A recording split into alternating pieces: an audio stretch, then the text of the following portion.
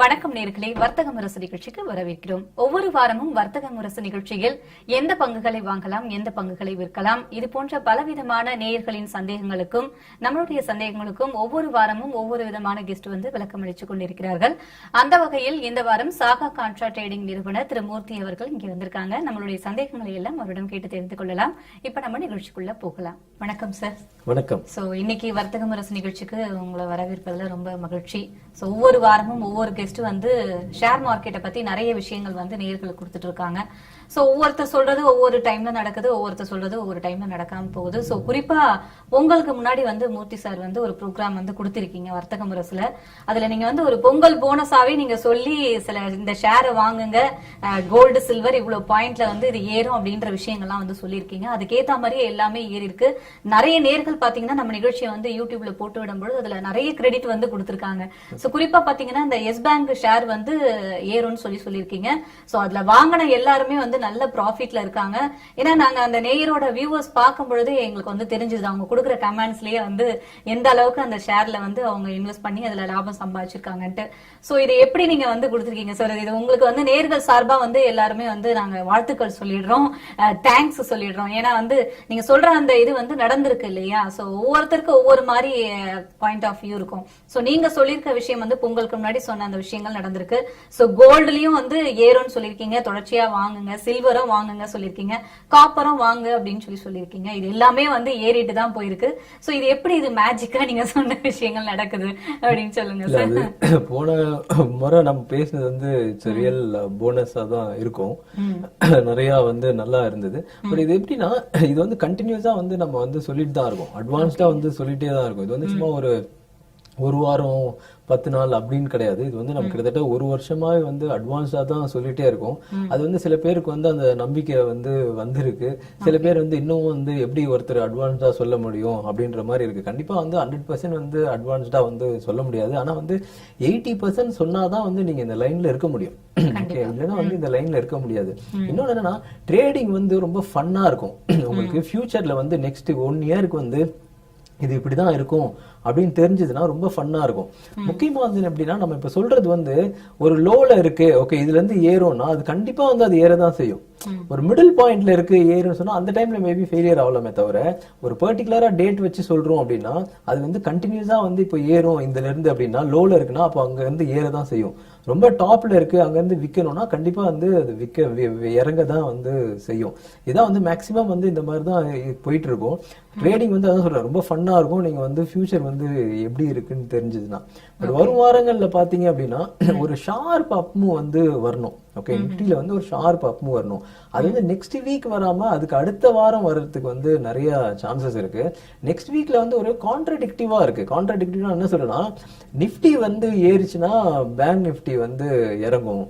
Okay, bank Nifty இறங்கிச்சுன்னா வந்து Nifty ஏறும். அந்த மாதிரி இருக்கு. அதாவது ஒரு தேர்ஸ்டே வரைக்குமே அப்படிதான் இருக்கு. இப்போ மண்டே வந்து இன்கேஸ் நிஃப்டி இறங்கிச்சுன்னா பேங்க் நிஃப்டி ஏறும். டியூஸ்டே வந்து நிஃப்டி ஏறிச்சுன்னா பேங்க் நிஃப்டி இறங்கும். அந்த மாதிரி கான்ட்ராடிக்டிவா இருக்கு. ஆனா நிஃப்டியை விட பேங்க் நிஃப்டி வந்து வாங்குறது வந்து நல்ல விதமா இருக்கும். நெக்ஸ்ட் ஒரு 2 வீக்ஸ்க்கு வந்து என்ன டவுன் கிடைச்சதுனாலும் பேங்க் நிஃப்டி வாங்குறது ரொம்ப நல்லதா இருக்கும். எதுக்கு சொல்றதுன்னா, நிஃப்டி வந்து ஒரு பர்டிகுலர் பாயிண்ட்ல வந்து ஸ்ட்ரக் ஆயிருக்கு. அதாவது 10,500 இருந்து ஒரு 11,000 இதுதான் கிட்டத்தட்ட 2 மந்த்ஸா வந்து ஸ்ட்ரக் ஆயிருக்கு. யாரெல்லாம் 10,500 வாங்கும்போது வாங்குறாங்களோ அவங்க வந்து ஒரு 11,000ல ப்ராஃபிட் புக் பண்றாங்க. இந்த மாதிரி தான் வந்து போயிட்டு இருக்கு. நெக்ஸ்ட் வீக்ல வந்து ஆனா கொஞ்சம் கான்ட்ராடிக்டிவா இருக்கும். பேங்க் நிஃப்டிக்கும் நிஃப்டிக்கும் கான்ட்ராடிக்டிவா இருக்கும். ஆனா 18th ஒரு ஷார்ப் அப் மூவ் வந்து வரணும். ஓகே, அது வந்து பேங்க் நிஃப்டிலையும் கண்டிப்பா அந்த ஷார்ப் மூவ் அப் மூவ் வரும். நிஃப்டியை விட பேங்க் நிஃப்டி பெட்டர் ரிட்டர்ன் கொடுக்குமோ நெக்ஸ்ட் ஒரு 2 வீக்ஸ்க்கு அப்படின்ற மாதிரி தான் வந்து இருக்கு. ஆனா வந்து இந்த ஸ்லோவா இருக்காது மூவ்மெண்ட். ஓகே, ஸ்லோவா இருந்ததுன்னா வந்து அந்த ஷார்ப் அப் மூவ் இல்லைன்னு அர்த்தம். நான் சொல்றது பயங்கர ஷார்ப்பா இருக்கும். அது வந்து நம்ம வாங்கவே முடியாது, அவ்வளவு வேகமா வந்து ஏறலாம். மேபி பார்க்கலாம் இந்த 18th அந்த 11,000 அந்த பேரியரை வந்து பிரேக் பண்ணுதான்னு பார்க்கலாம். ஆனா வந்து கண்டிப்பா பேங்க் நிஃப்டி வந்து வாங்குற தருணத்துல தான் இருக்கு. இறங்கிச்சுன்னா கூட பயப்படக்கூடாது, வாங்கி ஹோல்ட் பண்ணலாம். நெக்ஸ்ட் 2 வீக்ஸ்க்கு வந்து பேங்க் நிஃப்டியோட பீரியடா இருக்கலாம். Okay sir. சோ இப்ப போன வாரம் பாத்தீங்கன்னா அந்த இடைக்கால பட்ஜெட் வந்து மோடி அரசு வந்து அனௌன்ஸ் பண்ணிருக்காங்க. சோ இதுல அனௌன்ஸ் பண்ண திட்டங்கள் எல்லாமே வந்து இப்போ எல்லாம் ஓரளவு நல்ல திட்டங்களா அனௌன்ஸ் பண்ணிருக்காங்க. சோ இத பத்தி உங்களுடைய கருத்து, உங்களுடைய கணிப்பு எப்படின்னு சொல்லி இது சொல்லுங்க. நம்ம ஏற்கனவே பேசியிருந்தோம், எலெக்ஷன் இயர்ல இருக்கும், ரொம்ப கிளியரா சொல்லிருந்தோம். பட்ஜெட்டை ஒட்டி பாத்தீங்கன்னா அந்த ஃப்ரைடே வந்து ஷேர் மார்க்கெட்லாம் கடகடன்னு ஏறிச்சு. இல்ல ஏறிச்சு, அதுக்கப்புறம் இறங்கிச்சு, அதுக்கப்புறம் இறங்கிச்சு. பேங்க் நிஃப்டி எல்லாம் பயங்கரமா வந்து டிராஸ்டிக்கலா கூட இறங்கிச்சு. பட் என்ன பொறுத்தவரைக்கும் நான் ஏற்கனவே நம்ம இது பேசினதுதான், எலெக்ஷனுக்கு முன்னாடி பட்ஜெட் பாப்புலிஸ்ட் பட்ஜெட், ஓவரால் பாப்புலேஷனை கவர் பண்ற மாதிரி இது பட்ஜெட். 70% ஆஃப் தி பாப்புலேஷனை சாலிடா வந்து கவர் பண்ணிட்டாங்க இந்த பட்ஜெட்ல. இது வந்து ஒரு இன்டீரியம் பட்ஜெட் தான் சொல்லி, ஆனா வந்து கிட்டத்தட்ட ஒரு ஃபுல் பட்ஜெட் மாதிரி. ஓகே, ஃபுல் பட்ஜெட்லனா இண்டஸ்ட்ரிக்குலாம் என்ன பண்றதுன்னு இருக்கும். ஓகே, இப்போ டெக்ஸ்டைல் இண்டஸ்ட்ரிக்கு என்ன இருக்கும், ஃபார்மாக்கு என்ன இருக்கும், அந்த மாதிரி தனியா இருக்கும். அந்த மாதிரி இல்லையே தவிர ஒரு ஃபுல் பட்ஜெட்டுக்கு வந்து ஒரு ஒரு நம்ம எல்லா மக்களுக்கும் வந்து ஒரு நல்ல பெனிஃபிட் ஆகுற மாதிரி பட்ஜெட் தான் வந்து கொடுத்துருக்காங்க. முக்கியமா நான் இதுல என்ன பாக்குறேன் அப்படின்னா, இந்த பட்ஜெட்டை பத்தி நான் என்ன பாக்குறேன்னா, விவசாயிக்கு வந்து 6000 டைரக்ட் கிரெடிட் கொடுக்குறாங்க. அதுதான் வந்து ரொம்ப ரொம்ப மேஜர் பிளஸ் பாயிண்டா வந்து நான் பாக்குறேன். ஏன்னா 6000 வந்து இப்ப 5 acre, okay 5 acre and below இருக்கிறவங்களுக்கு வந்து அவங்க வந்து 6000 rupees in a year வந்து கொடுக்குறாங்க. அதுவும் எப்படின்னா 60,000 இயர் 1 இயர் முடிஞ்ச பிறகுலாம் கிடையாது, இப்பயே வந்து ஸ்டார்ட் பண்ண போறாங்க. 3 இன்ஸ்டால்மெண்ட் 2000 வந்து கொடுக்க போறாங்க. இது வந்து மிகப்பெரிய விஷயம். ஓகே, இது நிறைய பேர் வந்து சொல்லலாம், பர்டிகுலரா நான் தமிழ்ல பேசுறேன், இது தமிழ் சேனல்ன்றதால தமிழ்நாட்டு மக்களுக்கு இது 6000 வந்து ஒண்ணுமே இல்லை அப்படின்ற மாதிரி நினைக்கலாம். ஏன்னா வந்து தமிழ்நாடு மக்கள் பாத்தீங்கன்னா தினக்கூலியில போறவங்களே வந்து 400 ரூபாய் 500 ரூபாய் வந்து சம்பாதிக்கிறாங்க ஒரு நாளைக்கு. சோ 6000 ரூபான்றது அவங்களுக்கு வந்து ஒரு பெரிய விஷயமா இருக்காது. ஆனா நீங்க யோசிச்சு பாருங்க, யூபி எம்பி இதுலெல்லாம் அந்த 6000 ரூபாய் மிகப்பெரிய விஷயம். அந்த 6000 வச்சு அவங்க வந்து ஒரு மாசம் கூட ஓட்டலாம். ஓகே, அதனால வந்து கண்டிப்பா வந்து இது வந்து ரொம்ப ஒரு பெரிய விஷயம். ஓகே, இது வந்து கிட்டத்தட்ட 12,000 கோடி மக்களை வந்து போய் வந்து சேரும் இந்த 6000 rupees. இது ரொம்ப எனக்கு பிடிச்சதே வந்து டைரக்ட் கிரெடிட் தான். ஏன்னா இப்ப டைரக்ட் கிரெடிட் இல்லைன்னு வச்சுக்கோங்களேன், 6000 ரூபாய் அவங்க அனௌன்ஸ் பண்ணுவாங்க, கடைசியா வந்து யாருக்கு போகும், நம்ம போறவங்களுக்கு வந்து 600 ரூபாய் தான் போகும். ஓகே, இடைப்பட்டவங்களே வந்து அதை எடுத்துருவாங்க. இது டைரக்ட் கிரெடிட்ன்றதால இது வந்து கண்டிப்பா வந்து விவசாயிகளுக்கு வந்து இது பெனிஃபிட் ஆகும். அது நார்த் சைட்ல எல்லாம் இது 1 மந்த்துக்கே அவங்களுக்கு வந்து அது வந்து அந்த கேஷே வந்து போதும். பர்டிகுலரா யூபி எம்பி எல்லாம் ரொம்ப இம்பார்ட்டண்டா இருக்கும். அது இது வந்து இந்த 6000 வந்து இது ஸ்டார்டிங் தான். ஓகே, இது மூவிங் ஃபர்தர் வந்து இன்னும் கூட இன்க்ரீஸ் ஆகுறதுக்கு கூட நிறைய வந்து சான்சஸ் இருக்கு. இது வந்து ஒரு major plus point. Second plus point பாத்தீங்கன்னா, விவசாயிகளுக்கு வந்து 2% வந்து இன்ட்ரெஸ்ட் வந்து வேவர் பண்ணிருக்காங்க. இது நம்ம போன ப்ரோக்ராம்ல நம்ம என்ன நினைச்சோம்னா, நான் இந்த ப்ரோக்ராம்ல சொல்லியிருந்தேன் 10,000 rupees வேவர் பண்ணுவாங்க அப்படின்னு சொல்லியிருந்தேன். மேபி அதுக்கு சான்சஸ் இருக்குன்னு நினைச்சேன், ஆனா அது பண்ணல. 2% கொடுத்துருக்காங்க. ஆக்சுவலா அது 2% கிடையாது, ஆக்சுவலா அது 5%. ஏன் சொல்றேன்னா, நீங்க ப்ராப்பரா லோன் கட்டுறீங்க அப்படின்னா 3% எக்ஸ்ட்ரா.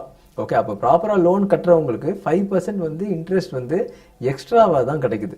ஓகே, இந்த எக்ஸ்ட்ரா வந்து கண்டிப்பா வந்து 5% இன்ட்ரெஸ்ட் கம்மியா கிடைக்கிறதுன்றது இதுவும் வந்து ஒரு நல்ல விஷயம் தான். ஏன்னா இன்ஸ்டெட் ஆஃப் ஆக்சுவலா லோனை கம்ப்ளீட்டா வேவர் பண்ணி, ஓகே, விவசாயிகளை நம்ம வந்து ரொம்ப ஒரு மாதிரி சோம்பேறித்தனமா ஆக்காம இது வந்து வேவர் தான் கொடுப்பாங்கன்னு இதை நம்ம சொல்லியிருந்தோம். நம்ம 10,000 வேவர் சொல்லி 5% வந்து கொடுத்துருக்காங்க. இது வந்து ரொம்ப ரொம்ப நல்ல விஷயமா வந்து நான் பாக்குறேன். இது ரெண்டுமே வந்து விவசாயிகளுக்கு ரொம்ப நல்ல விஷயம். இதனால கண்டிப்பா ஒரு 12 கோடியில இருந்து கிட்டத்தட்ட 24 கோடி மக்கள் வந்து இதுல வந்து பெனிஃபிட் ஆகிறதுக்கு நிறைய சான்சஸ் இருக்கு. செகண்ட் ரொம்ப நல்ல விஷயம் பாத்தீங்கன்னா, அன்ஸ்கில்டு லேபருக்கு வந்து 3,000 rupees பென்ஷன் ஆஃப்டர் 60 இயர்ஸ் கொடுக்குறாங்க. ஓகே, அன்ஸ்கில்டு லேபர்னா வந்து ஒரு பானிபூரி கடை வச்சிருக்கிறவங்களா இருக்கலாம், ஒரு பொட்டி கடையை வச்சிருக்கிறவங்க இருக்கலாம். அந்த மாதிரி செக்மெண்ட் ஆளுங்களை வந்து அவங்க இந்த பென்ஷன் கான்செப்ட்குள்ளேயே வரமாட்டாங்க. ஓகே, அவங்களுக்கு அந்த ஒரு எம்ப்ளாயி ப்ராவிடென்ட் ஃபண்டு அது இது எதுவுமே இருக்காது. ஓகே, அந்த மாதிரி இருக்கிறவங்களுக்கு வந்து 3,000 rupees கம்மி தான், ஆனாலும் வந்து அதை ஸ்டார்ட் பண்றதே வந்து பெரிய விஷயம். ஓகே, அதுக்கு வந்து அவங்க ரொம்ப சின்னதா கான்ட்ரிபியூட் பண்ணுவாங்க, ரொம்ப கம்மி கேஷ் கான்ட்ரிபியூட் பண்ணுவாங்க. ஆனா 60 இயர்ஸ்க்கு அப்புறம் they will get 3,000 rupees pension. Okay, அது வந்து ரொம்ப நல்ல விஷயம். அது கண்டிப்பா வந்து நிறைய டாக்ஸ் கலெக்ட் ஆகுது. ஓகே, அது கண்டிப்பா 3,000ல இருக்காது, மூவிங் ஃபர்தர் கண்டிப்பா இன்க்ரீஸ் ஆகும். அது ஒரு 5,000 to 7,000 இருந்ததுன்னா இன்னும் வந்து ரொம்ப நல்ல விஷயமா இருக்கும். இந்த 3 விஷயத்திலேயே வந்து பாத்தீங்கன்னா ஏகப்பட்ட மக்கள், கிட்டத்தட்ட பாத்தீங்கன்னா ஒரு 40 to 40 crore to 45 crore மக்கள் வந்து இதுல பெனிஃபிட் ஆகிறதுக்கு நிறைய வந்து சான்சஸ் இருக்கு. இது வந்து பாத்தீங்கன்னா இந்த பட்ஜெட்ல நம்ம ஓவரால் பாக்குறோம். இன்னொன்னு வந்து பாத்தீங்கன்னா பை டிஃபால்ட் வந்து அந்த ஹெல்த்துக்கு வந்து அந்த மெடிக்ளைம் 5 lakhs வந்து லாஸ்ட் டைம் அனௌன்ஸ் பண்ணது, அது இன்னும் வந்து அது கண்டினியூ ஆகுது. அதுவும் ரொம்ப இம்பார்ட்டன்டான விஷயம். எதுக்கு அந்த ஹெல்த்துன்னு எல்லாருமே சொல்றோம் அப்படின்னா, இப்போ இப்போ பிரைம் மினிஸ்டர் வந்து யூஎஸ்ல ஒரு இம்பார்ட்டன்ட் ஒரு மீட்டிங் ஏகப்பட்ட பேர் அட்ரஸ் பண்ணாரு. அப்போ ஃபர்ஸ்ட் பேசும்போதே பாத்தீங்கன்னா டாய்லெட்டை பத்தி பேசினாரு. ஓகே, நிறைய பேர் வந்து கிண்டல் பண்ணாங்க. ஓகே, என்னடா இது ஒரு பிரைம் மினிஸ்டர் அவ்வளோ பெரிய இதுல போய் பேசுறாரு, டாய்லெட்டை பத்தி பேசுறாரு அப்படின்னு கிண்டல் பண்றாங்க. ஆனா ஒரு விஷயம் நல்லா தெரிஞ்சுக்கோங்க, ஏதோ ஒரு விஷயம் இருக்குன்னா அந்த விஷயத்த ஒரு அப்படியே ஒரு மேலாப்ப பார்க்காம அது உள்ளுக்குள்ள போய் பாத்தீங்கன்னா நல்லா கிளியரா தெரியும்.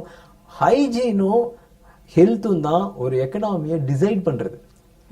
ஓகே, நீங்க வந்து ஹெல்த்தியா இருந்தீங்கன்னா தான் நீங்க வந்து உங்க ப்ரொடக்டிவிட்டி இன்க்ரீஸ் ஆகும். ஓகே, நல்லா வந்து ஒர்க் பண்ண முடியும். அப்பதான் வந்து ஜிடிபி வந்து இன்க்ரீஸ் ஆகும். இதை வந்து சைனா வந்து ஃபாலோ பண்ணதால தான் அவங்க வந்து மிகப்பெரிய லெவல்ல வந்து டெவலப் பண்ணாங்க. நம்ம இதுல இப்பதான் அந்த ஃபோக்கஸே வருது. ஓகே, ஹைஜீன் இருந்தாதான் வந்து உங்களுக்கு வந்து ஹெல்த் வந்து இருக்கும். சோ இந்த ரெண்டு விஷயம் இருந்தாதான் நீங்க வந்து எக்கனாமி வந்து டெவலப் ஆகிறதுக்கு நிறைய சான்ஸ் இருக்கு. ஓகே, சோ இது வந்து ஹெல்த்துக்கு வந்து கான்சென்ட்ரேட் பண்றது ரொம்ப ரொம்ப இம்பார்ட்டன்டான விஷயம். இதுவும் பாத்தீங்கன்னா இதுவும் நம்ம தமிழ்நாட்டுக்கு பழசுதான். அது தமிழ்நாட்டுல ஏற்கனவே 3 lakhs இருந்தது, இப்போ 5 lakhs இன்க்ரீஸ் பண்ணிட்டாங்க. இதுவும் வந்து தமிழ்நாட்டுக்கு ரொம்ப பழசு. அதனால வந்து தமிழ்நாட்டுல இது ஒன்றும் பெரிய இதுவா இருக்காது. ஆனா ஓவரால் இந்தியாவுக்கு வந்து இந்த மெடிக்ளைம் வந்து ஒரு மிகப்பெரிய விஷயம் தான். அதனால வந்து ஹெல்த் வந்து நம்ம கண்டிப்பா வந்து ஃபோக்கஸ் பண்ணணும். அந்த ஃபோக்கஸும் வந்து இருக்கு. அதுலயும் வந்து பாத்தீங்கன்னா நிறைய கிட்டத்தட்ட 50 கோடி மக்கள் வந்து பெனிஃபிட் ஆகுறதுக்கு நிறைய சான்சஸ் இருக்கு. ஸோ இதெல்லாம் பாத்தீங்கன்னா ரொம்ப நல்ல விஷயம் வந்து போயிட்டு இருக்கு. இதெல்லாம் பாத்தீங்கன்னா டிஃபென்ஸுக்கு வந்து நிறைய கேஷ் வந்து ஸ்பெண்ட் பண்ண போறாங்க. ஓகே, டிஃபென்ஸுக்கு எதுக்குன்னா இப்போ 1980 நம்ம ஏர்ஃபோர்ஸ்லாம் ரொம்ப வீக்கா இருக்கும். ஓகே, பாகிஸ்தான் சைனாலாம் வந்து ஏகப்பட்ட கேஷ் வந்து டிஃபென்ஸுக்கு வந்து ஸ்பெண்ட் பண்ணிட்டாங்க. பாதுகாப்புக்குன்னு பாத்தீங்கன்னா நம்ம இன்னும் வீக்கா தான் இருக்கு. அது ஏர்ஃபோர்ஸ்ல வந்து ரொம்ப வீக்கா இருக்கும். அவங்க வந்து பயங்கர ஸ்ட்ராங்கா இருக்காங்க. அது சைனாலாம் பயங்கர ஸ்ட்ராங்கா இருக்கு. இப்ப நம்ம அதை போய் ஈக்குவல் பண்ணோம்னா அதுதான் அந்த ரஃபேல் அந்த இதெல்லாம் வந்து இன்வெஸ்ட் பண்ணி கொண்டு வந்தாங்க. ஏர்ஃபோர்ஸ் வந்து நம்ம கண்டிப்பா ஸ்ட்ராங் பண்ணி ஆகணும். ஏதாவது வார் வந்து நமக்கு பிரச்சனையாகும். அதனால வந்து அதை வந்து கரெக்டா வந்து அதை எடுத்து ஃபோக்கஸ் பண்றாங்க. அதுக்கு வந்து நிறைய கேஷ் வந்து ஸ்பெண்ட் பண்ண போறாங்க. அது வந்து கண்டிப்பா நல்ல விஷயம். ஏன்னா 1980ல இருந்த டெக்னாலஜி வச்சு ஓட்டிட்டு இருக்கோம். அதெல்லாம் முடிஞ்சு போச்சு அந்த டெக்னாலஜிலாம். இப்ப புதுசா வரலன்னா இட் பி ஏர்ஃபோர்ஸ் வந்து it's a big problem. So அதனால அதுக்கு வந்து நிறைய கேஷ் ஸ்பெண்ட் பண்றது வந்து ரொம்ப நல்ல விஷயம். வயசானவங்களுக்கு பாத்தீங்கன்னா இப்போ 10,000 rupees எஃப்டில போட்டு இப்போ ரிட்டையர்ட் ஆயிட்டு ஒரு சின்ன கேஷ் ஒரு 10 lakhs வருது, அதை வந்து போட்டுட்டு அப்படியே சர்வே ஆகுறவங்க அவங்களுக்கு பாத்தீங்கன்னா 10,000 rupees டிடிஎஸ்ல இருந்து இப்போ கிட்டத்தட்ட வந்து இன்க்ரீஸ் பண்ணிருக்காங்க. ஓகே, கிட்டத்தட்ட வந்து ஒரு 50,000 rupees வரைக்கும் இன்க்ரீஸ் பண்ணிருக்காங்க. ஸோ அது வரைக்கும் வந்து அவங்க வந்து டிடிஎஸ் வந்து பே பண்ண தேவையில்லை. ஸோ வயசானவங்களையும் இதுல வந்து கவர் பண்ணிருக்காங்க. இது இல்லாம பாத்தீங்கன்னா ரெண்டல் வந்து இன்கம் வச்சிருக்காங்களா, அவங்களுக்கு வந்து 1.8 lakhs வரைக்கும் முன்னாடி டிடிஎஸ் இருந்தது. இப்போ அது they move into 2.4 lakhs. So அதாவது ஒரு 20,000 rupees வந்து பே பண்றவங்க அந்த அளவுக்கு இருக்கிறவங்களுக்கு டிடிஎஸ் வந்து இல்லைன்றது ஒரு நல்ல விஷயம். இது இல்லாம பாத்தீங்கன்னா ஜெனரலா முன்னாடி 2 lakhs வரைக்கும் ஹவுசிங் லோன் இருந்தீங்கன்னா இன்ட்ரெஸ்ட் பே பண்றீங்கல்ல, அதுக்கு வந்து எக்ஸம்ஷன் வந்து இருந்தது. இப்போ அதை மாத்தி ஒரு வீட்டுக்கு தான் இருந்தது, இப்போ 2 வீட்டுக்கு மாத்திட்டாங்க. அதாவது 2 lakhs தான் இன்ட்ரெஸ்ட், ஆனா வந்து இப்ப நீங்க 2 வீட்டுக்கு வந்து பண்ணிக்கலாம் அப்படின்ற மாதிரி கொண்டு வந்திருக்காங்க. இது எல்லாமே நீங்க நோட் பண்ணுங்களேன். இப்ப நான் சொல்றது எல்லா விஷயமே பாருங்க, மேக்சிமம் மக்கள் நான் சொன்ன மாதிரி ஒரு 70 கோடி மக்களை வந்து ரீச் பண்ற மாதிரி இந்த பட்ஜெட் இருக்கு. இது வந்து எப்படின்னா இது வந்து எலெக்ஷனை பேஸ் பண்ணி தான் இந்த பட்ஜெட். ஓகே, இதுல மாற்று கருத்தே கிடையாது. ஓகே, இத்தனை வருஷமா பண்ணல, இந்த வருஷம் பண்ணிருக்காங்கன்னா கண்டிப்பா ஓட்டு கேட்கறதுக்கு தான் இத்தனை விஷயம் பண்ணிருக்காங்க. ஓகே, இன்டீரியர் பட்ஜெட்ல இவ்வளவு விஷயம் சொல்லவே கூடாது, ஆனா சொல்லிட்டாங்க. இப்போ இதுல பிரச்சனை என்ன ஆக போகுதுன்னா, இப்போ எதிர்கட்சியில இருக்கவங்க தான் ரொம்ப பிரச்சனை. மெல்லவும் முடியல, முழுங்கவும் முடியல. இந்த பட்ஜெட் சரியில்லைன்னு சொல்ல அடுத்த ஆட்சி சப்போஸ் மாறுச்சு அப்படின்னா அவங்க செயல்படுத்துவாங்களா? அப்படி செயல்படுத்தலன்னா அது மக்களோட அதிருப்தியை வந்து அவங்க பெற வேண்டியது இருக்கும். அந்த மாதிரி விஷயங்கள் நீங்க என்ன இது அது நல்லா இல்லைன்னு சொல்ல முடியாது. நீங்க 70 கோடி மக்களுக்கு பெனிஃபிட் ஆகுறத நீங்க நல்லா இல்லைன்னு சொன்னீங்கன்னா உங்களுக்கு கெட்ட பேர் வந்துடும். இப்ப நீங்க ஓட்டு கேட்கறது கஷ்டமா இருக்கும். ஓகே, இப்ப வந்து பிஜேபிக்கு ஓட்டு கேட்கறது ஈஸியா இருக்கும். நாங்க இதெல்லாம் பண்றோம்னு சொல்லி கேட்பாங்க. இதுல வந்து எதிர்கட்சி ரொம்ப கஷ்டமான ஒரு நிலைமை. இப்போ எதுவுமே எதிர்த்து பேச முடியாது. எல்லாமே நல்லதா இருக்கு மக்களுக்கு. நீங்க என்ன பண்ணுவீங்க? ஒரே ஒரு விஷயம் சொல்லலாம், 6,000 ரூபாய் ரொம்ப கம்மி, நாங்க ஆட்சிக்கு வந்தோம்னா 12,000 ரூபாய் கொடுப்போம் அப்படின்னு வேணா சொல்லலாமே தவிர மத்தபடி வேற எதுவுமே சொல்லாதபடி ஒரு பட்ஜெட்டை வந்து கொடுத்துருக்காங்க. இது இன்டீரியர் பட்ஜெட் மாதிரியே தெரியல. இது வந்து ஒரு ஃபுல் பட்ஜெட் மாதிரி இருக்கு. ஃபுல் பட்ஜெட்ல என்னன்னா உங்களுக்கு ஒவ்வொரு துறைக்கும் வந்து சொல்லுவாங்க. இப்போ டெக்ஸ்டைல் துறைக்குனா என்ன அப்படின்னு சொல்லுவாங்க, ஃபார்மாக்குனா என்ன பெனிஃபிட் இருக்கு அப்படின்னு சொல்லுவாங்க. இப்போ வந்து அது இல்ல, அது வந்து யார் எலெக்ஷன்ல வின் பண்ணி வராங்களோ, ஓகே, மே இல்ல ஜூன்ல தான் அந்த ஃபுல் பட்ஜெட் வரும். ஆனா வந்து பிரைம் மினிஸ்டர் வந்து நம்ம ரஜினி ஸ்டைல்ல சொல்லியிருக்கிறாரு, ஓகே இது வந்து ஒரு ட்ரெய்லர் தான், மெயின் பிக்சர் நாங்க வின் பண்ணதுக்கு அப்புறம் மெயின் பிக்சரை பாப்பீங்க அப்படின்ற மாதிரி அதே டயலாக் சொல்லியிருக்காரு. இது வந்து வெறும் ட்ரெய்லர் தான் இந்த இன்டீரியர் பட்ஜெட்னு சொல்லியிருக்காரு. சோ வந்து இது வந்து கண்டினியூ ஆகும், இது எந்த ஆட்சி வந்தாலும் கண்டினியூ ஆகிறதுக்கு தான் நிறைய சான்சஸ் இருக்கு. ஏன்னா இது மக்களுக்கு நல்லது பண்ற விஷயம். இந்த 6,000 rupees டைரக்ட் கிரெடிட் இது வரைக்கும் யாருமே பண்ணலையே. இந்த 50 வருஷம் ஆட்சி 60 வருஷம் ஆட்சியில யாருமே பண்ணல, இதான் ஃபர்ஸ்ட் டைம் வந்து வந்திருக்கு. ஆனா இது வந்து ஜஸ்ட் லைக் தட்லாம் எடுத்துட முடியாது. சோ இது செயல்படுத்துறது வந்து இப்ப இமிடியேட்டா செயல்படுத்த ஆரம்பிச்சிருவாங்களா, இல்ல வந்து இது எலெக்ஷனுக்கு அப்புறம் தான் இதை செயல்படுத்த முடியும்? அந்த 6,000 போடுறாங்கல்ல, அது 2,000 இப்பயே ஸ்டார்ட் பண்றாங்க. ஓகே, 3 இன்ஸ்டால்மெண்ட் அது வந்து இமீடியட்டா வந்து ஸ்டார்ட் பண்றாங்க. மத்தபடி அந்த டாக்ஸேஷன் இருக்குல்ல, அது வந்து ஏப்ரல்ல இருந்து மார்ச், அதாவது coming April, okay, April 2019 to March 2020, okay, அதுல வந்து அந்த டாக்ஸேஷன் வந்து வருது. அந்த இன்ட்ரெஸ்ட்லாம் வந்து இமீடியட்டா வந்து வருது. அந்த 2% பிளஸ் 3% ஓவரால் 5% பெனிஃபிட்ஸ்லாம் வந்து அதெல்லாம் இமீடியட்டா வருது. ஓகே, மத்தபடி பாத்தீங்கன்னா இது ஓவரால் வந்து இந்த என்ன பொறுத்த வரைக்கும் இது பட்ஜெட் எப்படி அப்படின்னு கேட்டீங்கன்னா ஒரே ஒரு வார்த்தையில சொல்லணும்னா இது இட்ஸ் an எலெக்ஷன் பட்ஜெட், அவ்வளவுதான். ஓகே, இதுல வந்து இததான் எதிர்க்கட்சிகளும் சொல்லிட்டாங்க, இது எலெக்ஷனை பேஸ் பண்ணி வந்திருக்க பட்ஜெட் தான் அப்படி. ஓகே, அவங்க சொல்லிக்குவாங்க பாப்புலிஸ்ட் பட்ஜெட். பாப்புலிஸ்ட் பட்ஜெட்னா மேக்ஸிமம் பாப்புலேஷனை கவர் பண்றது. ஓகே, 70 கோடி மக்களை ஆல்மோஸ்ட் கவர் பண்ணிட்டாங்க. ஏன்னா நம்ம ஏற்கனவே சொல்லியிருந்தோம், இது வந்து போன முறை வந்து பயங்கர பின்னடைவாயிடுச்சு. போன 5 ஸ்டேட் எலெக்ஷன்ல பிஜேபிக்கு பயங்கர பின்னடைவாச்சு. அதனால அவங்க கண்டிப்பா வந்து ஏதாவது வந்து மக்களுக்கு வந்து ரொம்ப பெட்டரா இருக்கிற மாதிரி கொடுத்துதான் ஆகணும்னு ஏற்கனவே பேசியிருந்தோம். ஏன்னா அவங்க ஏற்கனவே இருக்கிற சீட்டை தக்க வச்சுக்கிட்டாலே போதும், அவங்களுக்கு புதுசாலாம் எதுவுமே தேவையில்லை. தமிழ்நாடுல அவங்களுக்கு சீட்டே தேவையில்லை, ஏற்கனவே நார்த்ல இருக்கிறத அவங்க தக்க வச்சுக்கிட்டாலே அவங்க ஆட்சி வந்து கண்டினியூ ஆகும். அது தக்க வச்சுக்கிறதுக்காக அவங்க ஏதாவது பண்ணணும். ஓகே, அவங்க போய் ஓட்டு கேட்கணும்னா ஏதாவது மக்களுக்கு வந்து செஞ்சதுதான் போய் சொல்லி கேட்க முடியும். ஓகே, சோ அப்ப இந்த மாதிரி விஷயத்தை தான் வரும் அப்படின்றது உலகம் அறிஞ்சதுதான், இது நம்ம சொல்றோம்ட்டு இல்ல, எல்லாருக்குமே தெரிஞ்சதுதான். So it's a typical election budget. ஆனா இந்த எலெக்ஷன் பட்ஜெட் மட்டும் பார்க்காதீங்க, என்னை பொறுத்தவரைக்கும் இது உள்ளுக்குள்ள நிறைய விஷயம் இருக்கு. ஒரே ஒரு விஷயம் நல்லா தெரிஞ்சுக்கோங்க, பேட்ட படமும் சரி, இன்னொரு படம் அஜித் இது வந்தது விஸ்வாசம், 2 படமும் வந்து ரொம்ப நல்லா ஓடினதுக்கு ஒரு முக்கியமான ரீசன் என்னன்னா 1000 ரூபாய் வந்து தமிழ்நாடு கவர்மெண்ட் கொடுத்தது தான். ஓகே, அது வந்து நிறைய பேர் நம்ப மாட்டீங்க, நம்பலனாலும் பரவாயில்ல. ஆனா என்னை பொறுத்த வரைக்கும் ஏன் தாட் ப்ராசஸ் அதுதான் உண்மை. இந்த 2 படம் நல்லா ஓடினது காரணம் 1000 ரூபாய் கொடுத்தது தான். இது எதுக்காக இந்த டயலாக் இப்ப சொல்றேன் அப்படின்னா, 6,000 rupees உள்ள வருதுன்னா 6,000 rupees அவங்க எய்தர் செலவு பண்ணுவாங்க இல்லைன்னா சேவ் பண்ணுவாங்க. ரெண்டுமே எக்கனாமிக் நல்லது. ஓகே, ஒரு 2%ல இருந்து 5% வந்து விவசாயிக்கு வந்து லோன் வந்து இன்ட்ரெஸ்ட் வந்து கம்மியா கிடைச்சதுன்னா அந்த காசை அவங்க எய்தர் ஸ்பெண்ட் பண்ணுவாங்க இல்ல சேவ் பண்ணுவாங்க. இப்போ நம்ம எல்லாருமே மிடில் கிளாஸ் எல்லாருக்குமே வந்து ஒரு 12,500 rupees பெனிஃபிட்ல இருந்து ஒரு 32,000 பெனிஃபிட் ஆகுதுன்னா அதை கண்டிப்பா அதை செலவு பண்ணுவாங்க இல்லைன்னா சேவ் பண்ணுவாங்க. 2 பண்ணாலுமே எக்கனாமிக் நல்லது, இந்தியாவுக்கு நல்லது. ஏன்னா உள்ள கேஷ் வருது, அந்த கேஷை வந்து செலவு பண்ணி தான் ஆகணும். அது வந்து செலவுன்றது செலவா இருக்கலாம், இந்த மாதிரி என்டர்டைன்மெண்டா இருக்கலாம், இல்லைன்னா இன்வெஸ்ட்மெண்டா இருக்கலாம். எது இருந்தாலும் இந்தியாவுக்கு நல்லது. ஓகே, சோ இதே கருத்தை தான் வந்து லாஸ்ட் ப்ரோக்ராம்ல வந்து விவேக் கர்வாவும் சொன்னாங்க. சோ இந்த மாதிரி ஒரு பணம் வருது, இத வந்து மக்களுக்கு குடுக்குறாங்க அப்படின்னா செலவு பண்ணுவாங்க, அப்ப எக்கனாமிக் வந்து வளருது அப்படின்ற விஷயத்தை வந்து அவரும் சொன்னாரு. செலவு பண்ணும்போது இது லாஜிக் தானே, இது நீங்க செலவு பண்ணீங்கன்னா அப்போ அந்த கம்பெனிக்கு பெனிஃபிட் ஆக போகுது. கம்பெனிக்கு பெனிஃபிட் ஆச்சுன்னா கம்பெனி டாக்ஸ் கட்ட போகுது, அந்த டாக்ஸ் கட்டினா வந்து கவர்மெண்ட்டுக்கு வரப்போகுது. இப்ப நல்லா யோசிச்சு பாருங்க, இந்த 5 lakh ஆக்கிருக்காங்கல்ல, இதுல கவர்மெண்ட்டுக்கு என்ன லாஸ் நினைக்கிறீங்க? 18,000 crores இருந்து 20,000 crores தான் லாஸ் ஆகும். ஒரு மாசம் ஜிஎஸ்டியோட வருமானம் கவர்மெண்ட்டுக்கு 18,000 crores to 20,000 crores. சோ இதுல ஒன்னும் பெரிய இழப்பு கிடையாது. இதுல இருந்து என்னன்னா கவர்மெண்ட் கேஷ் வருது, வராம ஒன்னும் அப்படி கொடுக்கல. கவர்மெண்ட்டுக்கு ஜிஎஸ்டி மூலமா ஏகப்பட்ட இன்கம் வருது, 18,000 to 20,000 crores வருது. அத இந்த மாதிரி வந்து பாஸ் ஆன் பண்றாங்க. இப்போ 6,000 rupees கொடுக்குறாங்கன்னா கவர்மெண்ட்டுக்கு இதனால என்ன ஆக போகுது? 75,000 crore வெளியில போக போகுது, இல்லைன்னு சொல்ல. ஆனா எவ்வளவு இன்கம் வருது உள்ள. ஓகே, ஏகப்பட்ட டாக்ஸேஷன். ஏன்னா ரொம்ப முக்கியமா இன்னும் 2 yearsல வந்து டாக்ஸ் நம்ம ஃபைல் பண்றோம்ல, அது வந்து ஈஸியா ஆயிடும். ஓகே, ஃபுல்லா ஆன்லைன் ஆயிடும். ஓகே, இப்பயும் ஆன்லைன்ல தான் இருக்கு, இன்னும் ஈஸி ஆயிடும். இன்னொன்னு 24 ஹவர்ஸ்ல ப்ராசஸ் ஆக போகுது. அப்போ இப்ப நான் வந்து இப்போ டாக்ஸ் பண்றேன், ஓகே, நான் வந்து ஒரு டாக்ஸ் கிளைம் பண்றேன்னா 2 டேஸ்ல வந்து எனக்கு ரீஃபண்ட் வந்துரும். நீங்க 5 இயர்ஸ்க்கு முன்னாடி நிலைமையை யோசிச்சு பாருங்க. நீங்க ரீஃபண்ட் வரதுக்குள்ளுமே நீங்க தாத்தா ஆயிடுவீங்க. ஓகே, நீங்க வந்து அப்பாவா ரீஃபண்ட் பண்ணி கொடுத்திருப்பீங்க, தாத்தா வேண பிறகு தான் உங்களுக்கு வரும். இப்ப பாத்தீங்கன்னா இந்த 5 வருஷத்துல வந்து பாத்தீங்கன்னா 6 மாசம் 7 மாசத்துல வருது.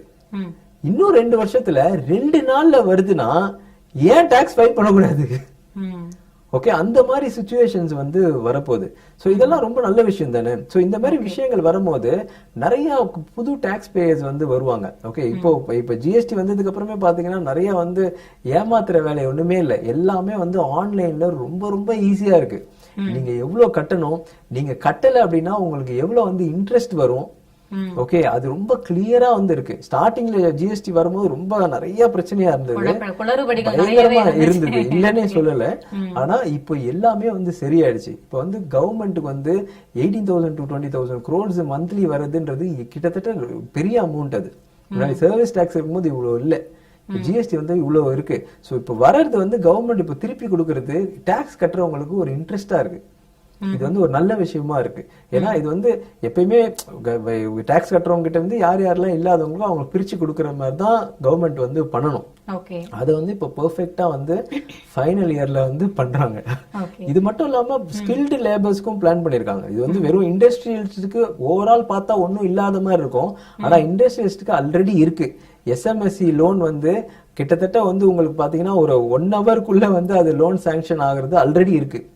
ஓகே, ஸ்கில்டு லேபர் டெவலப் பண்றதுக்கு கிட்டத்தட்ட 1 crore people டெவலப் பண்றதுக்கு ஓகே நீங்க கவர்மெண்டே வந்து அது காசு கொடுக்குது. இப்போ நீங்க வந்து ஒரு ஸ்கில்டு லேபர் வந்து நீங்க ஒரு ட்ரைனிங் கொடுக்குறீங்கன்னா நீங்க அதுல போய் என்ரோல் பண்ணீங்கன்னா உங்களுக்கு கவர்மெண்ட் பே பண்ணும். ஓகே, நீங்க எவ்வளவு பேர் வேணா ட்ரெயின் பண்ணலாம். சோ 1 கோடி மக்களை வந்து கவர்மெண்டே வந்து ட்ரெயின் பண்ண பாக்குது. 2.5 lakhs ஜாப் வந்து புதுசா கிரியேட் பண்ண போகுது, கவர்மெண்ட் ஜாப். சோ இது வந்து இண்டஸ்ட்ரீஸ்க்கு இல்ல, சுத்தமா இல்ல, அந்த மாதிரி அந்த லைனுக்கே இல்லைன்னு சொல்ல முடியாது, அது ஆல்ரெடி இருக்கு. அதை வந்து இந்த இதுல பெருசா வந்து சொல்லல, ஏன்னா ஃபுல் பட்ஜெட் போது அது ரொம்ப கிளியரா வந்து வரும். ஸோ இவங்களே வந்தாங்கன்னா இந்த ஃபுல் பட்ஜெட் வந்து இது வந்து கண்டினியூ ஆகும், இன்னும் வந்து பெட்டர் ஆயிடும். இவங்க வரல அப்படின்னா சிலது பாப்புலரிஸ்டா கொடுத்ததெல்லாம் டக்குன்னு அவாய்ட் பண்ண முடியாது. சோ இப்போ அனௌன்ஸ் பண்ண அந்த பட்ஜெட்டுக்கும் இப்போ ஷேர் மார்க்கெட்ல வந்து இது எந்த அளவுக்கு யூஸ்ஃபுல்லா இருக்கும், இது எந்த அளவுக்கு ஒரு வளர்ச்சி இருக்கும்னு சொல்லி இது கண்டிப்பா வந்து வளர்ச்சி தாங்க. இது வந்து 2.5 lakhsல இருந்து 5 lakhs போகும்போதே நிறைய பேருக்கு வந்து நிறைய கேஷ் இருக்கிற சிச்சுவேஷனை கிரியேட் பண்ணி விட்டாங்க. ஓகே, நம்ம வளர்றோன்றது இதுலயே இருந்தே கிளியரா தெரியுது. கவர்மெண்ட் வந்து டாக்ஸ விட்டு கொடுக்குது. ஓகே, விட்டு கொடுக்குதுன்னா வருது, அதை திருப்பி கொடுக்குது. அதுவே வந்து கண்டிப்பா ஒரு மிகப்பெரிய நல்ல விஷயம் தான். நம்ம வந்து இதுல வந்து ஒரு விஷயம் தான். ஓகே, கண்டிப்பா வந்து இந்த பட்ஜெட்ல இருந்து நல்லா தெரிஞ்சிருக்கும், நிறைய பேருக்கு வந்து டிஸ்போசபிள் வந்து கேஷ் வந்து நிறைய வரப்போகுது, அதாவது எக்ஸ்ட்ரா கேஷ் வந்து நிறைய வரப்போகுது. அதை வச்சு கண்டிப்பா வந்து சேவோ இல்ல வந்து ஸ்பெண்டோ பண்ணி தான் ஆகணும். அது பண்ணும் போது எல்லா கம்பெனிக்கும் லாபம் வரதான் போகுது. நம்ம சூஸியா இருக்கணும், அவ்வளவுதான். இந்த சின்ன சின்ன கம்பெனி எல்லாம் விட்டுறணும், அதெல்லாம் வேணாம் அப்படின்னு விட்டுணும். நல்ல ஒரு பெரிய கம்பெனி, நல்ல டீசென்டான கம்பெனியா பார்த்து இன்வெஸ்ட் பண்ணிக்கிறது நல்லது. ஓகே சார், சோ இப்போ இனி வரும் வாரங்கள்ல இந்த கோல்டு சில்வர் இதெல்லாம் எப்படி இருக்கும்? இப்போ ஏன்னா லாஸ்ட் டைம் நீங்க வந்து எல்லாமே வந்து 2000 பாயிண்ட்ஸ் அந்த மாதிரி ஏறும்னு சொல்லிருந்தீங்க, அதே மாதிரி போச்சு. இப்போ எப்படி இருக்கும் அப்படின்னு சொல்லிடுங்க சார். கோல்டு வந்து 6th date, okay, date note பண்ணிக்கோங்க. February 6th இருந்து கோல்டு வந்து இறங்கும். ஓகே, கோல்டு வந்து February 6th இருந்து ஒரு 22nd, ஒரு 15 days தான். அந்த 15 days வந்து வாங்கவே வாங்காதீங்க. அந்த 15 days வந்து கோல்டு வந்து வித்து வாங்குங்க. ஓகே, அது வந்து செல் பண்ணி வாங்க, அதுல வந்து நல்ல லாபம் வர்றதுக்கு நிறைய சான்ஸ் இருக்கு. இங்க இருந்து ஒரு 1000 பாயிண்ட்ஸ் கூட கோல்டு வந்து இறங்கலாம், அதுக்கப்புறம் ஏறும். ஆனா வந்து இந்த 15 days வந்து வித்து வாங்குங்க. ஓகே, இது ஆல்மோஸ்ட் பீக்ல இருக்கு. நான் ஏற்கனவே சொன்னேன், நான் ஒரு டேட் வச்சு சொல்றேன்னா இறங்கும்னு சொல்றேன்னா அது வந்து பீக்ல இருக்கணும். அப்போ அது வந்து உங்களுக்கு வந்து கண்டிப்பா வந்து அது நடக்கும். அதுக்கு வந்து ட்ரேடிங் ஸ்ட்ராட்டஜி வந்து பிளான் பண்ணிக்கோங்க. கோல்டு ஒட்டி தான் வந்து சில்வரும் வந்து இருக்கிறதுக்கு நிறைய சான்ஸ் இருக்கு. ஸோ கோல்டு இத்தனை நாள் நம்ம பை சொன்னோம், நான் இன்னும் பை தான். ஆனா வந்து இன்பிட்வீன் வந்து ஒரு கரெக்ஷன் வரணும். அந்த கரெக்ஷன் வந்து December 6th இருந்து வரும். ஸோ ட்ரேடர் வந்து கரெக்டான ட்ரேடிங் பிளானோட இதை யூஸ் பண்ணுங்க. 6th இருந்து 22nd, அதுக்கு மேல வந்து செல்லுல வந்து இருக்க வேணாம். க்ரூட் ஆயில் எப்படி இருக்கு சார்? க்ரூட் ஆயில் வந்து ஒரு மாதிரி இப்போ வந்து சைட்வேஸ் டு அப் மாதிரி 13th வரைக்கும் இருக்கும். 13th அப்புறம் வந்து சைட்வேஸ் டு செல் அப்படி இருக்கும் crude oil. Okay, crude oil வந்து பெருசா ட்ரெண்டியா இருக்கிறதுக்கு சான்சஸ் ரொம்ப கம்மி. ஆனா வந்து சைட்வேஸ் டு அப் ஒரு 13 days அவ்வளவுதான். ஆல்மோஸ்ட் இன்னொரு ஒரு ஹார்ட்லி ஒரு 1 week தான் ட்ரேடிங் டேஸ் இருக்கும். அதுக்கப்புறம் வந்து சைட்வேஸ் டு செல் வந்து க்ரூட் ஆயிலுக்கு வந்து பெட்டரா இருக்கும். Okay sir. So crude oil பத்தி எல்லாமே சொல்லிட்டீங்க. ஸோ கோல்டு சில்வர் எல்லாமே சொல்லியாச்சு. ஸோ காப்பர் வந்து எப்படி இருக்கும் அப்படின்னு சொல்லிடுங்க. காப்பரும் 6th அப்புறம் வந்து செல் ஆன் ரைஸ் தான். ஓகே, நம்ம போன முறை ப்ரோக்ராம்ல சொல்லியிருந்தோம் எவ்வளோ இறங்கினாலும் வாங்கிட்டே இருங்க, விற்கவே விற்காதீங்கன்னு காப்பர் சொல்லியிருந்தோம். 6th அப்புறம் வந்து எவ்வளோ ஏறினாலும் வாங்காதீங்க, வித்துக்கிட்டே இருங்க, வித்து லாபத்தை பண்ணுங்க காப்பர்ல. 6th அப்புறம் அந்த டேட்டோட ஞாபகம் வச்சுக்கோங்க. ஆனா எல்லாத்துக்குமே வந்து ட்ரேடிங் பிளான் வந்து வச்சுக்கோங்க. சும்மா போய் பிளைண்டா வந்து பண்ணவே பண்ணாதீங்க.